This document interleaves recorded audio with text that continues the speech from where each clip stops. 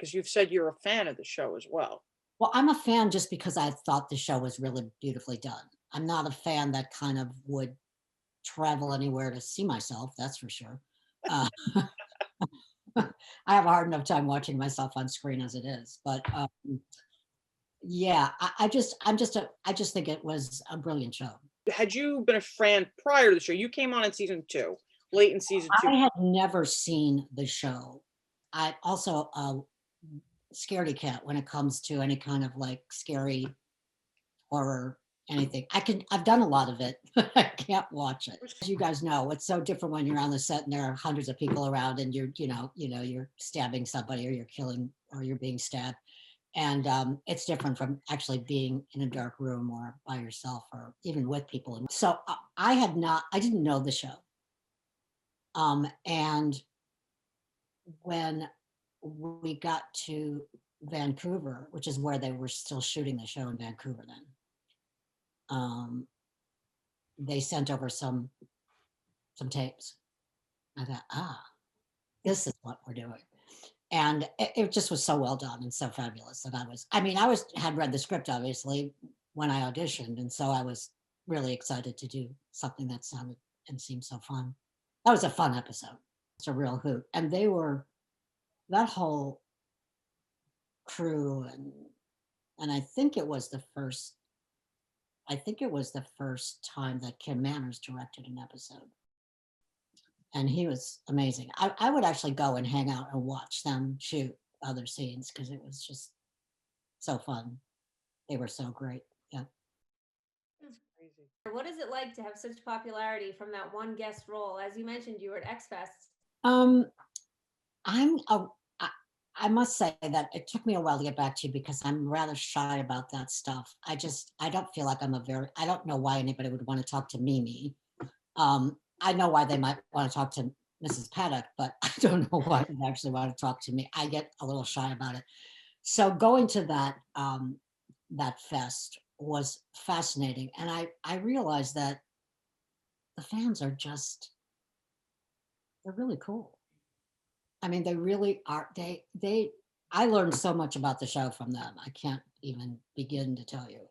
And just talking to them and so many of them were so smart about what the show was and what it meant to them and how topical it could be and how delving it can be and how fun it could be. I really had a great time doing that, which surprised me, I must confess. Yeah. Do you have a favorite story or memory from that episode? I was trying to conjure it back, which was a little while ago. I have a couple of, I remembered a few things. One in particular was I did not know who else was doing it. I had no idea who the cast was besides me until I got to the hotel. And I saw the call sheet and I saw Dan Butler. And I thought, Dan, he and I had understudied together, that just the two of us were the two understudies in this off Broadway show in New York. I don't know how many years before that, quite a few years before that. I think by that time he had moved out to LA. But I saw he was there. And so I left a message. This was when you didn't have, so it was before the cell phone idea. So I left a message to the hotel saying, "Hi, sweetie. Sorry about the snake. Let's meet for a drink." So it was really funny to hook up with him and send a snake to kill him. And he did tell me over that drink how that he had a phobia of snakes, that he was really terrified of snakes. That's A brave actor, him. And he was really so fabulous in that episode too. He was great. I don't know how you guys dealt with the snakes. I'm terrified. Well, I'll tell you, I am too. And the thing about that snake, first of all, I talked to the handlers, on the set that day. I was like, that snake better be well fed because I literally was carrying real pig embryos. Oh They my. were real. Okay. And I was carrying it from some probably, science class somewhere that they got them. And I would carry them. I don't know how many takes we did of that. I would carry them as I was passing them out. As I recall, I could actually see myself doing that now, passing them out down the aisle to the kids and to the back of the classroom where it was the big plexiglass cage where it was a python, I think. It was huge.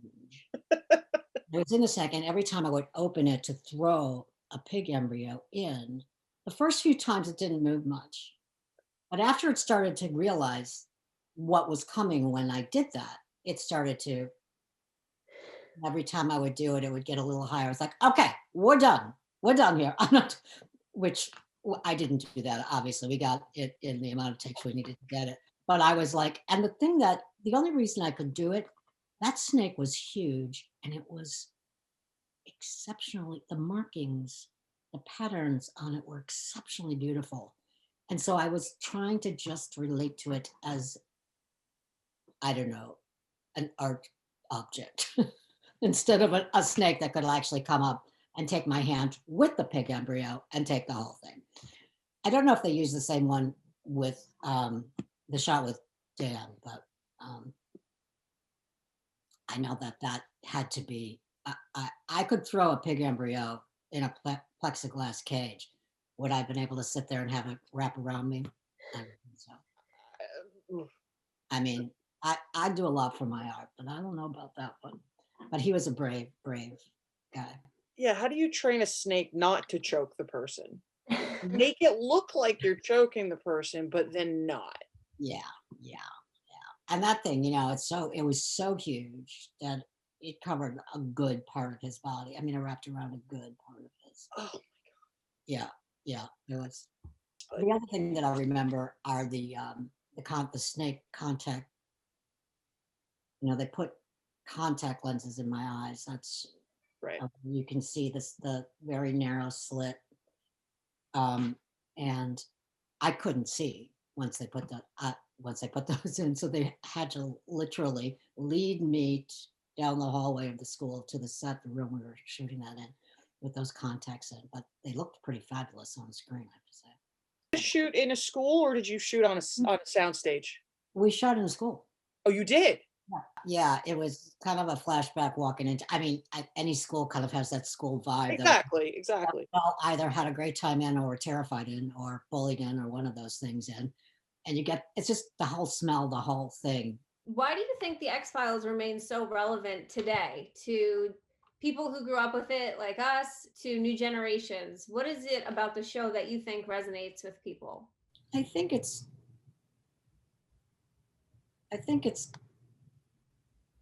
might be the desire to think that there's something other than us.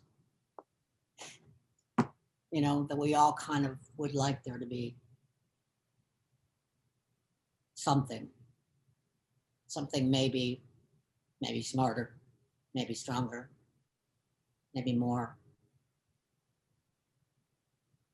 intelligent, maybe more sympathetic, all the things that we would like ourselves to be. So because you don't know, it's kind of the basis of the show, of that could be something out there. At least I think that would be a big part of it. And then it's just always so well written.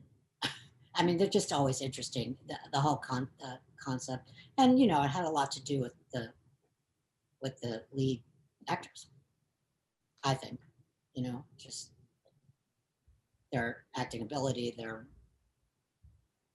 working together well, good writing. I mean, it's a no-lose situation, that. But, I was thinking about the episode we're talking about, the one that, Lauren, you watched today, that I did. That was a very sly portrayal of kind of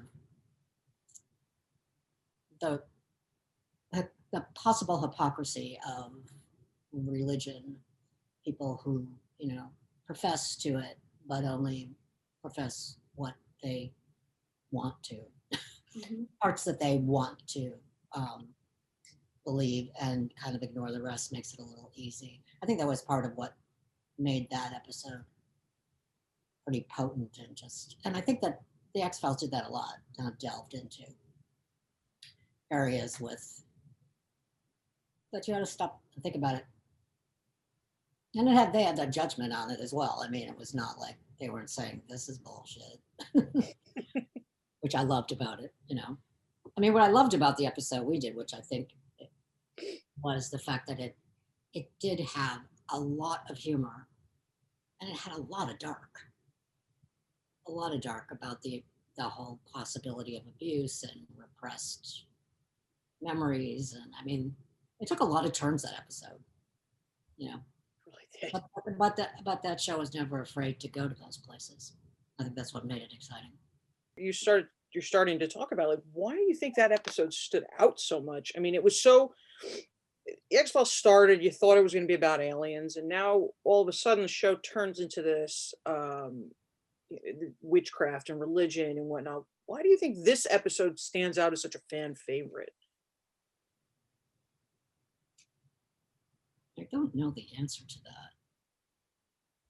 I mean, it could be something to do with the element of the fact that it had so many different levels of where it went, from the rather wacky humor, you know, I mean, the frogs falling from the sky and stuff like that, where you just think you're going on this rather wacky ride. And then it just kind of does a turn, but then it kind of goes back, you know, it goes back. And I think one of the interesting elements of that episode is that